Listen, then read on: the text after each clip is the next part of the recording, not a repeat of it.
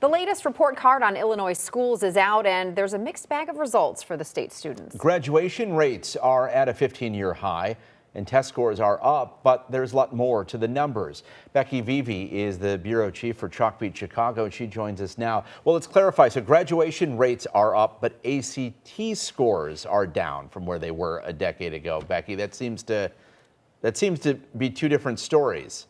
That's correct. So the graduation rate is at its all-time high in the last 15 years. It's about 89%. But we do know that the ACT average composite score that the state posted for juniors who took this exam last spring was an 18.8. That is lower than the last time juniors took the ACT back in 2015-16 when the score average was 20.5.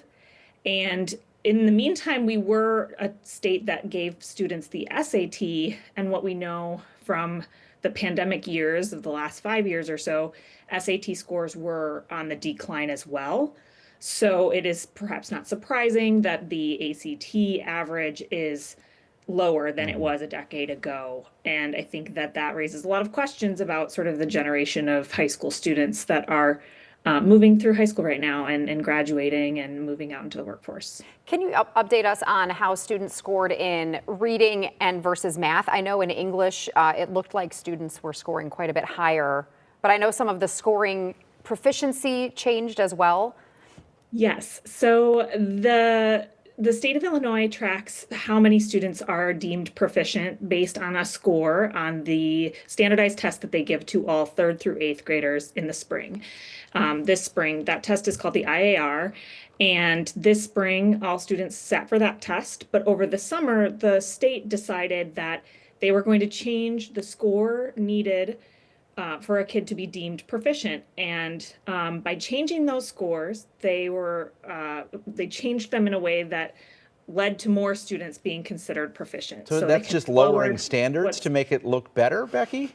Well, it's not changing the standards, but it is changing what is expected of a student to score in order to be deemed proficient. Now, state officials have said part of the reason they went through this benchmarking analysis and changed those cut scores is because Illinois had some of the highest cut scores in the nation prior to that.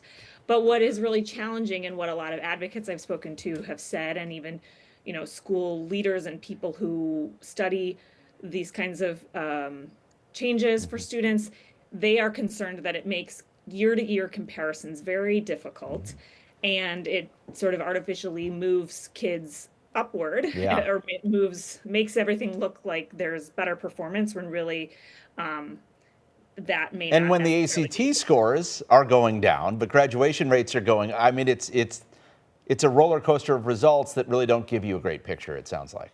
Exactly, and I think it gives a lot of people sort of leaves them scratching their heads. Parents I know will be like, well, what does it all mean?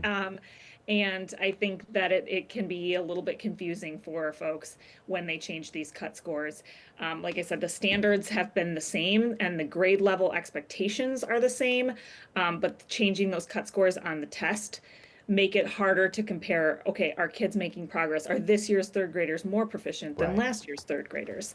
So that makes it a hard situation. All right. Thank you, Becky Vivi. Appreciate your time. We'll put a link to this story on our website so folks can look at the data a little bit closer at WGNTV.com. Take care. Thanks, Becky.